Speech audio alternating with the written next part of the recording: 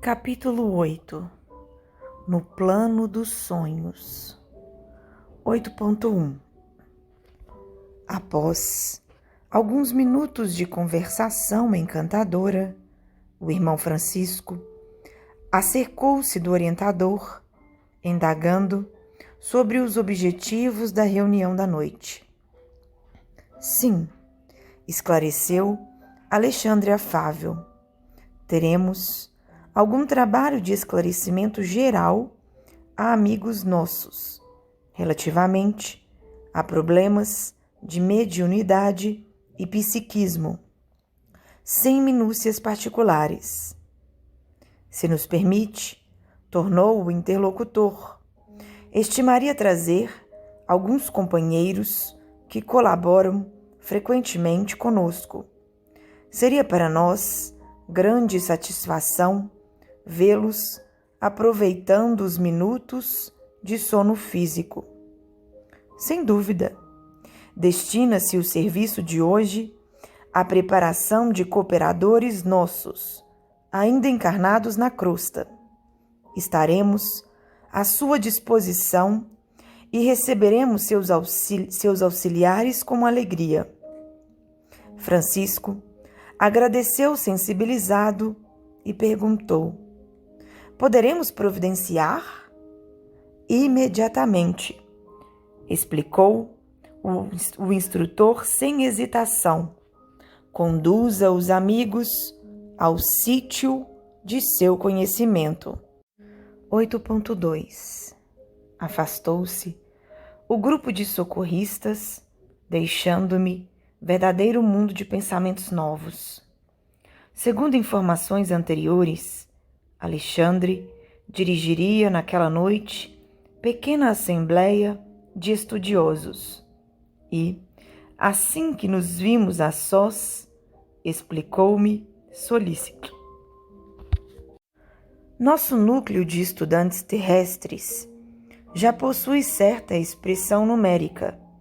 No entanto, faltam-lhe determinadas qualidades essenciais para funcionar com pleno proveito. Em vista disso, é imprescindível dotar os companheiros de conhecimentos mais construtivos.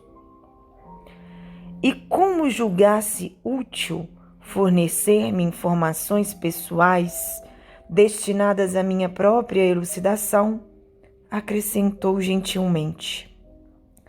Atendendo às injunções dessa ordem, estabeleci um curso de esclarecimento metódico para melhorar a situação.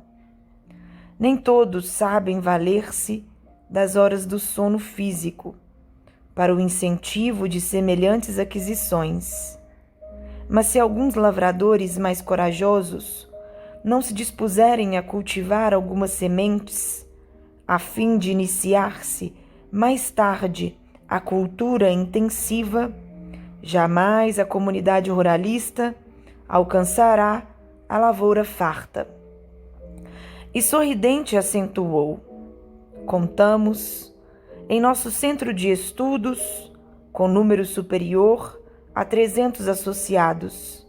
No entanto, apenas 32 conseguem romper as teias inferiores das mais baixas sensações fisiológicas para assimilarem nossas lições. E noites se verificam em que mesmo algum desses quebram os compromissos assumidos, atendendo às seduções comuns, reduzindo-se ainda mais a frequência geral. Em compensação, de vez em quando, há o comparecimento fortuito de outros companheiros, como ocorre nesta noite, em face da lembrança do irmão Francisco, que nos trará alguns amigos. E os irmãos que comparecem, indaguei curioso, conservam a recordação integral dos serviços partilhados, de estudos levados a efeito e observações ouvidas? 8.3. Alexandre pensou um momento e considerou. Mais tarde, A experiência mostrará a você como é reduzida a capacidade sensorial. O homem eterno guarda a lembrança completa e conservará consigo todos os ensinamentos, intensificando-os e valorizando-os de acordo com o estado evolutivo que lhe é próprio. O homem físico, entretanto, escravo de limitações necessárias, não pode ir tão longe. O cérebro de carne, pelas injunções da luta a que o espírito foi chamado a viver, é aparelho de potencial reduzido, dependendo muito da iluminação de seu detentor, no que se refere à fixação de determinadas bênçãos divinas.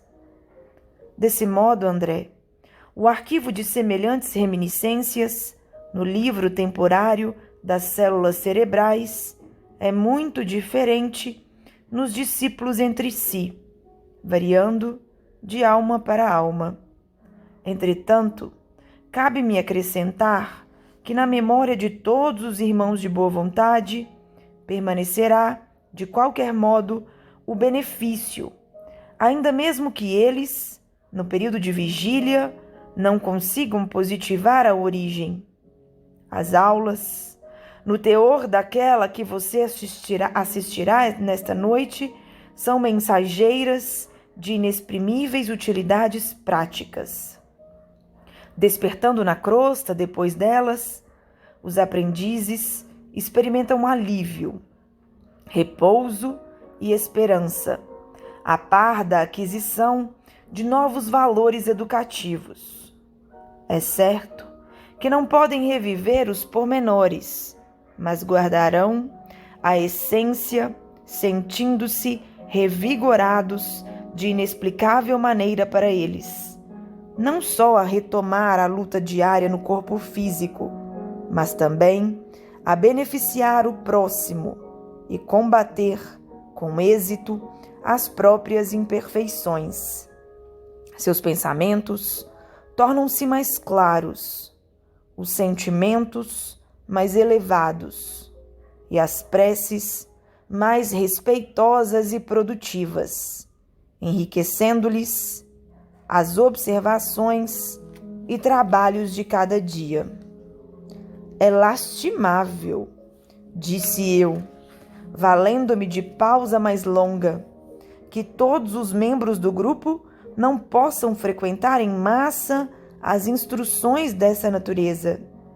Seria de extraordinária significação o ato de congregarem mais de 300 pessoas para os mesmos fins santificantes, recebendo em conjunto sublimes bênçãos de iluminação.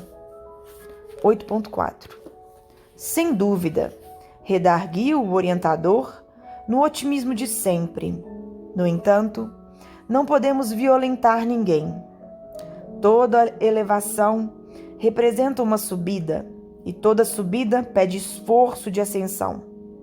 Se os nossos amigos não se aproveitam da força que lhes é peculiar, se menosprezam seus próprios direitos divinos, por olvidarem e por vezes detestarem os sagrados deveres que o Pai lhes confiou, como operar por eles? Se constitui lei primordial da vida a realização divina e eterna para cada um de nós? A observação era profunda e indiscutível. A esse tempo, defrontáramos vasto edifício que impressionava pelas linhas modestas, embora transbordantes de luz. Vamos agora ao trabalho, convocou Alexandre resoluto. Mas, objetei por minha vez, não se efetuarão as aulas na sede do agrupamento onde se processam serviços a seu cargo? Se o trabalho, respondeu ele atencioso, fosse puramente consagrado às entidades libertas do corpo material, poderíamos desenvolver os nossos esforços ali mesmo, com maior êxito. Mas, no presente caso, devemos atender há irmãos ainda encarnados que vêm até nós em condições especialíssimas e precisamos aproveitar os recursos magnéticos dos amigos que ainda se encontram igualmente em luta na Terra. E chegados diante da porta de entrada, onde se movimentava grande número de companheiros de nosso plano, o instrutor explicou: temos aqui uma nobre instituição espiritista a serviço dos necessitados, dos tristes, dos sofredores. O Sagrado Espírito de Família Evangélica permanece vivo nesta casa de amor cristão, que o Espiritismo ergueu por intermédio de uma venerável missionária do Cristo. Nossos trabalhos se desdobrarão aqui com mais eficiência, relativamente aos fins a que se destinam. 8.5 Como é interessante, acentuei, o fato de necessitarmos dos ambientes domésticos para instruções aos companheiros encarnados. Sim, comentou Alexandre, com elevada sabedoria. Você não pode esquecer que grandes ensinamentos do próprio Mestre foram ministrados no seio da família. A primeira instituição visível do cristianismo foi o lar, pobre de Simão Pedro, em Cafarnaum. Uma das primeiras manifestações de Nosso Senhor diante do povo foi a multiplicação das alegrias familiares numa festa de núpcias, em pleno aconchego do lar. Muitas vezes visitou Jesus as casas residenciais de pecadores confessos, acendendo novas luzes nos corações. A última reunião com os discípulos verificou-se no cenáculo doméstico.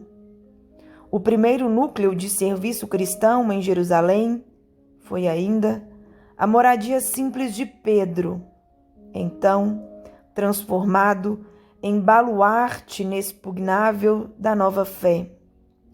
Inegavelmente, todo exemplo de pedra, dignamente superintendido, funciona qual farol no seio das sombras, indicando os caminhos retos aos navegantes do mundo. Mas não podemos esquecer que o movimento vital das ideias e realizações baseia-se na Igreja viva do Espírito, no coração do povo de Deus. Sem adesão do sentimento popular, na esfera da crença vivida, no âmago de cada um, qualquer manifestação religiosa reduz-se a mero culto externo. Por isso mesmo, André, no futuro da humanidade, os templos materiais do cristianismo estarão transformados em igrejas e escolas, igrejas orfanatos, igrejas hospitais, onde não somente o sacerdote da fé veicule a palavra de interpretação, mas onde a criança encontre arrimo e esclarecimento, o jovem a preparação necessária para as realizações dignas do caráter e do sentimento, o doente, o remédio salutar, o ignorante, a luz, o velho, o amparo e a esperança. O Espiritismo evangélico é também o grande restaurador das antigas igrejas apostólicas, amorosas e trabalhadoras. Seus intérpretes fiéis serão auxiliares preciosos na transformação dos parlamentos teológicos em academias de espiritualidade, das catedrais de pedra em lares acolhedores de Jesus. 8.6 Daria tudo o que estivesse ao meu alcance para continuar ouvindo as encantadoras elucidações do orientador. Mas nesse instante, transpunhamos o limiar. Verifiquei que faltavam apenas 5 minutos para 2 horas da madrugada. Pelo grande número de entidades que vieram céleres ao nosso encontro, percebi que havia enorme interesse a respeito da palestra instrutiva da noite. Não se achavam presentes apenas os aprendizes ligados ao esforço de Alexandre em sentido direto, mas também outros amigos, trazidos até ali por aperfeiçoados do plano espiritual. Acercou-se de nós, com mais intimidade, pequeno grupo de companheiros, destacando-se um deles, que conversou com Alexandre de maneira mais significativa. Ainda não chegaram todos? Indagou o instrutor, com interesse afetivo, após trocarem as primeiras impressões. Percebi claramente que se referia aos irmãos encarnados, que deveriam comparecer na cota de frequência do grupo de que era ele um dos diretores espirituais. Faltam-nos apenas 2 companheiros, elucidou o interpelado. Até o momento, Vieira e Marcondes ainda não chegaram. Urge iniciar os trabalhos, exclamou Alexandre, sem afetação. Devemos terminar a tarefa às 4 horas no máximo. E mostrando singular interesse de amigo, acrescentou: quem sabe se foram vítimas de algum acidente? Convém positivar. 8.7. No espírito de calma decisão que lhe é característico, recomendou ao auxiliar que lhe prestasse informações. Sertório, enquanto vou ultimar algumas providências para as instruções da noite, observa o que se passa. Respeitoso, o subordinado interrogou: caso estejam os nossos irmãos sob influência de entidades criminosas, como devo proceder? Deixá-las-á, então, onde estiverem, replicou o instrutor resoluto. O momento não comporta grandes conversações com os que se prendem deliberadamente ao plano inferior. Fim do trabalho, você mesmo providenciará os recursos que se façam necessários. Dispunha-se o mensageiro a partir, quando o orientador, percebendo-me o ardente interesse em acompanhá-lo, acrescentou: se deseja, André, poderá seguir, colaborando como emissário em serviço. Sertório terá prazer em sua companhia. Agradeci extremamente satisfeito e abracei o auxiliar de Alexandre, que me sorriu acolhedoramente. Saímos. Era indispensável atender o mandado com presteza. Todavia, satisfazendo minha curiosidade, Sertório explicou generoso: quando encarnados na crosta, não temos bastante consciência dos serviços realizados durante o sono físico. Contudo, esses trabalhos são inexprimíveis e imensos. Se todos os homens prezassem seriamente o valor da preparação espiritual diante de semelhante gênero de tarefa, certo, efetuariam umas conquistas mais brilhantes nos domínios psíquicos, ainda mesmo quando ligados aos envoltórios inferiores.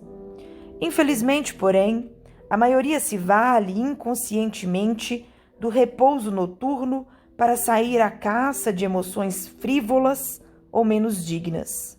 Relaxam-se as defesas próprias e certos impulsos longamente soptados durante a vigília extravasam em todas as direções, por falta de educação espiritual verdadeiramente sentida e vivida.